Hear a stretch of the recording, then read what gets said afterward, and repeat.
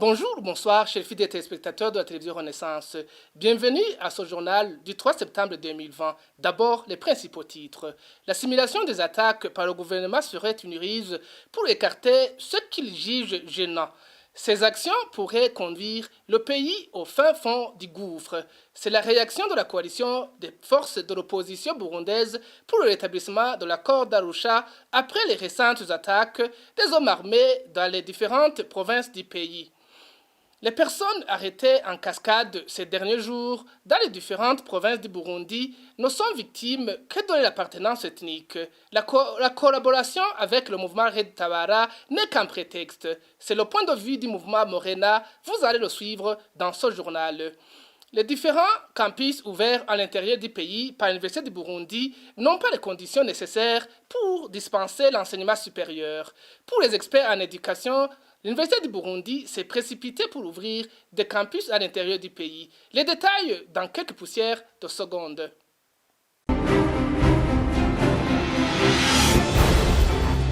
Encore une fois, bienvenue. Attaque simulée pour exterminer ceux qui ne sont pas de son bord ou encore soutien ouvert au discours de haine. Dans un communiqué sorti ce mercredi, la coalition CEFOR Arusha énumère les actions du gouvernement burundais qui, pour elle, risquent de mener le pays à la catastrophe. Emmanuel Ndereimana, porte-parole de la coalition, se base sur les récentes attaques armées perpétrées dans différents coins du pays et interpelle la communauté internationale sur le danger qui guette le Burundi. Le pouvoir fait des simulations d'attaques et le même pouvoir, en simulant les attaques, va juste arrêter, tuer les gens soi-disant qui ne sont pas de même avis politiquement. Il y en a un groupe qu'on appelle les Mujeri pour dire les Tutsis et les Wipinga, les Hutus qui ne sont pas d'accord avec la politique du CNDD actuelle. Il y a aussi des images, des propos qui nous montrent que le pouvoir est complice dans tout ça. Quand tu vois un ministre de la Jeunesse, Agriculture, un ministre qui est dans ses attributions la charge de nous représenter à l'East African Community. Vous comprenez? Lui qui va à Kayanza, là où un gouverneur, le nouveau gouverneur, a rétorqué envers les Imbonerakure que fini les histoires de ronde parce qu'il y a des forces de sécurité qui s'en chargeront. Et le ministre vient de dire aux Imbonerakure sur le même territoire à Kayanza que non, peut-être vous avez mal compris, c'est plutôt maintenant qu'il faut vous réveiller, vous activer, et vous comprenez, vous réveiller, vous activer, ce n'est pas dans le sens positif, c'est aller traquer, tuer. Il y a des gens qui sont soutenus par le pouvoir pour véhiculer les messages de haine qui peuvent, si on ne tire pas attention, arriver à une catastrophe de génocide. Vous connaissez le cas de Kenny Claude. Il est supporté et en même temps par le parti au pouvoir, les antennes du parti, la diaspora, et le pouvoir même en place. Tout ça, les haines, quand on cultive la haine dans une partie de la communauté contre une autre, vous voyez vous-même là où ça va, c'est vers la catastrophe. Et plus tard, que personne ne vienne dire on n'a pas su. Nous recommandons au gouvernement vraiment de sortir du silence et dire ce qui se passe au peuple burundais. Nous demandons aussi au pouvoir de Bujumbura toujours de ramener la paix par tous les moyens, parce que c'est nécessaire. Ce n'est pas le moment maintenant où ils ont mis en avant le rapatriement des réfugiés qui sont à l'extérieur et les déplacés intérieurs du pays. Au moment où ces gens commencent à faire des pas hésitants pour rentrer, et le pouvoir de Bujumbura installe l'insécurité. Nous avons d'autres recommandations envers la communauté internationale, comme quoi la communauté internationale reste toujours vigilante par rapport aux exécutions qui se passent au Burundi, côté sécurité, côté politique. Et on demande aussi à la communauté internationale de renouveler le mandat de l'organe des Nations Unies chargé d'enquêter sur le Burundi et à la CPI et de conclure des dossiers et traduire en justice les coupables. Emmanuel Ndereimana est le porte-parole de la coalition CEFOR Arusha. Les autorités burundaises devraient sortir de leur silence au sujet des attaques récurrentes à travers le pays ayant emporté la vie des Burundais et plusieurs arrestations des innocents. L'appel est du mouvement pour la renaissance de la nation burundaise, s'appuya sur des interpellations abusives de plusieurs personnes dans les provinces de Chibitoke, Mwaro, Bururi et Lumonge. Maître Isidore Rufyikiri, président de ce mouvement, crée que cette situation ne cache une volonté d'exterminer les Tutsis et autres personnes opposées à la politique du CNDD-FDD. Tout l'enjeu de la politique burundaise ne tourne qu'autour d'une chose: l'élimination de la communauté Tutsi de l'exercice du pouvoir politique pour pouvoir ensuite l'exterminer. Chaque fois, on annonce que le Tabara vient d'entrer et on commence à tuer des jeunes Batutsi dans des régions où ces jeunes sont tranquilles, où ces jeunes n'appartiennent même pas à ces partis. Et ils prétextent dans leur esprit que les jeunes Tutsis ou les Tutsis en général sont sympathisants ou membres d'Île de Tabara, ainsi de suite. Aujourd'hui, ils s'en prennent à des Tutsis qui appartiendraient au parti CNR de Gwassa. Donc cette guerre doit se terminer, doit s'arrêter. Parce que ça ne peut pas continuer comme ça. Qu'est-ce qu'ils veulent, ces braves gens? Au lieu de se mettre à traiter les dossiers de la sécurité, de la justice, de la corruption, de l'impunité, tous ces dossiers qui paralysent le pays depuis des années, au lieu de se mettre à régler ces dossiers, on se met à échafauder des plans diaboliques d'extermination d'une ethnie. Il faut que Ndayishimiye Evariste, en tant que président, sorte absolument de son silence et déclare publiquement que les meurtres, les assassinats, les poursuites et les persécutions qui se font à l'encontre de la communauté Batutsi dans la région du Mugamba, de Bujumbura Rirare, de Bururi, de Mwaro et compagnie, et que ces actes ne sont pas commandités par lui, et qui s'en désolidarise, et que par conséquent, il ordonne à tous ceux qui ont été arrêtés d'être relâchés immédiatement. Page droit de l'homme pour continuer ce journal. Tout au long du mois d'août au Burundi, 60 personnes ont été assassinées et 6 portées disparues, ainsi que plusieurs dizaines victimes de tortures et d'arrestations arbitraires. C'est le contenu du rapport mensuel de la CAT Burundi. Augustin Nimubona, chargé de la communication au sein de la CAT Burundi, tire la sonnette d'alarme. La communauté internationale devrait suivre de près ce qui se passe au Burundi avant qu'il ne soit trop tard. Le contenu du rapport sorti par ACAT Burundi concernant les violations des droits de l'homme au Burundi pour le mois d'août 2020 révèle 63 cas d'assassinat, 6 cas d'enlèvement et de disparition forcée, 33 cas d'arrestation arbitraire et de détention illégale, ainsi que 19 cas d'atteinte à l'intégrité physique. Le rapport relate également que les présumés auteurs de toutes ces violations sont principalement des agents des forces de l'ordre, notamment les agents de la police, certains agents du service national de renseignement, en complicité avec des Imbonerakure, ainsi que des administratifs. Et le rapport montre qu'après l'attaque d'un groupe armé, qui a été revendiqué par le mouvement Red Tabara, une chasse à l'homme ou des arrestations arbitraires se sont opérées, continuent même d'être opérées, notamment dans les communes de Mugamba, Mugamba et Mukike, des opérations d'arrestation dirigées principalement contre la communauté Tutsi de ces communes, ainsi que les militants des partis CNL. Ces arrestations sont opérées notamment en violation de la loi parce qu'aucun mandat n'est montré aux personnes arrêtées.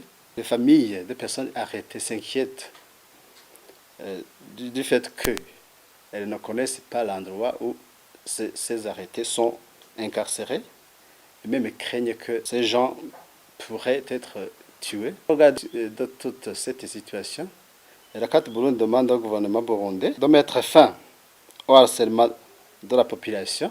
Le CAT Burundi demande aussi aux institutions nationales des droits de l'homme, notamment au CNDH, de se saisir en usant de les pouvoirs que confère la loi, de promouvoir le respect des droits de l'homme au Burundi. La CAD Burundi termine ce rapport en demandant à la communauté internationale de suivre de près l'évolution critique de la situation des droits de l'homme au Burundi, de s'enquérir de la situation des réfugiés burundais qui sont trouvés dans les camps de réfugiés en Tanzanie, qui sont régulièrement arrêtés, d'autres enlevés sous la torture des agents du service national de renseignement au Burundi. Page éducation pour continuer ce journal. Les étudiants de l'Université du Burundi inscrits aux différents campus de l'intérieur du pays sont dans des conditions de travail extrêmement difficiles. Cette situation est aggravée par un retard exagéré du prêt-bourse octroyé par le gouvernement du Burundi, l'unique source de leurs revenus. Ils viennent de passer près de 8 mois sans qu'ils reçoivent ce prêt-bourse. Révélien Bazikamwe. Deux campus dépendants de l'Université du Burundi ont été implantés dans la commune de Musigati, dans la zone de Mugerero, c'est à l'ouest du pays. Campus Buhumuza, situé à tout près du chef-lieu de la province de Changuzo, à l'est du pays. Les étudiants du campus Mugerero apprennent les statistiques, ceux du campus Buhumuza apprennent la gestion foncière. Ils ont tous en commun les difficultés d'adaptation dans ces milieux enclavés. Cette situation devient compliquée avec le retard exagéré du prêt-bourse qui permet à la majorité de ces étudiants de vivre. Le manque des restaurants universitaires est un défi de ces campus parmi plusieurs d'autres, comme le témoigne cet étudiant de l'un de ces campus qui s'est exprimé sur l'anonymat. kuko umuntu afungura ari uko wenyine agiye mu isoko agasuma kuko nta resitora universitaire ihari ngo umuntu atware carte de restauration. Nous menons une vie difficile, nous devons nous rendre au marché et préparons nous-mêmes à manger par manque d'un restaurant universitaire qui permettrait que nous payions par mois. Chacun doit s'organiser avec ses moyens. Le problème se pose quand il y a retard de la bourse, même si elle ne couvre pas tous nos besoins, mais elle satisfait quelques besoins ou tout au moins elle nous rend crédibles auprès des propriétaires des boutiques où nous nous approvisionnons. On était habitué que la bourse tarde, mais cette année on dirait qu'elle n'existe même pas. Imaginez que depuis lundi, nous n'avons reçu la première tranche. Après 6 mois, il nous a déjà signifié que le mois de janvier, février et mars ne seront pas payés. Seul le mois d'avril, mai, juin ont été payés parce que le contrat a été signé au mois d'avril. Si cela est ainsi, pourquoi ils n'ont pas signé ce contrat au mois de janvier, début de l'année académique? nubwo abaduhaye ukwezi kwa kane kwa gatanu no kwa gatandatu ngo kuko twasinye kontara mu kwa kane rero ngo amahera bayaharura aho twasinyiye konta none ko ivyo bari babizi ko biri uko ko batagiye ngo tuzisinye mu kwa mbere igihe twaze gutangura umwaka. Les conséquences sont fâcheuses. Ils disent que les maladies sont fréquentes dans ces milieux universitaires à cause de la faim. Les records ne sont plus solides. Ils lancent un appel pressant au gouvernement de songer à eux parce qu'ils sont dans des conditions précaires.